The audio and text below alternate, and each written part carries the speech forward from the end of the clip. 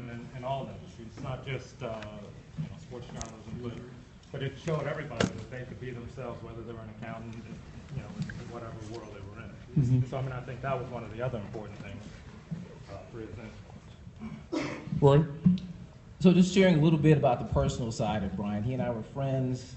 We started pretty much about the same time in the late 70s, early 80s in print, but both had aspirations to grow with our industries, to take advantage of some of the opportunities that were presented to us because of our abilities to tell a story.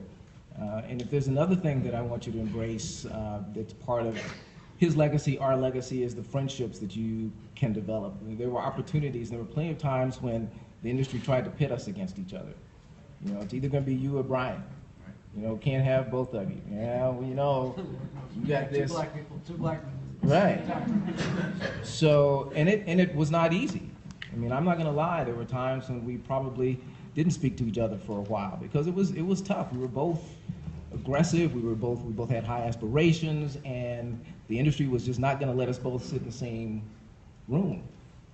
But ultimately, we really realized how silly that was, and how we were not going to let an industry that tried to pretend that there wasn't enough room for our talents to coexist to impact a friendship. Because at the end of the day, at the end of all of this, the people that you meet along the way, the friendships, the relationships you develop, those are the things that are going to get you through. They're going to get you through when you don't get the promotion, when you get laid off, when you have great things happen, when you get married, when you have kids, the things that you celebrate.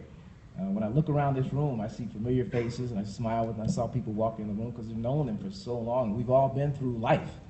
This was just part. I'm sure some of that same pressure is out there, that same pressure to be competitive with each other, support each other.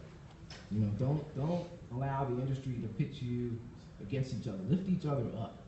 You can compete. You're going to be competitors. We're going to fight for stories, but don't let that competition define the relationship. Because at the end of the story, when we hit the 30, we're the ones we need each other now more than back when there were fewer of us in the industry. So if there's another part of both of their legacies to take with you, is to embrace the friendships and relationships that you make competitive, do your best, fight for what you want, but don't let that competition, don't let that effort come before the people, because at the end of the day, it's the people that matter.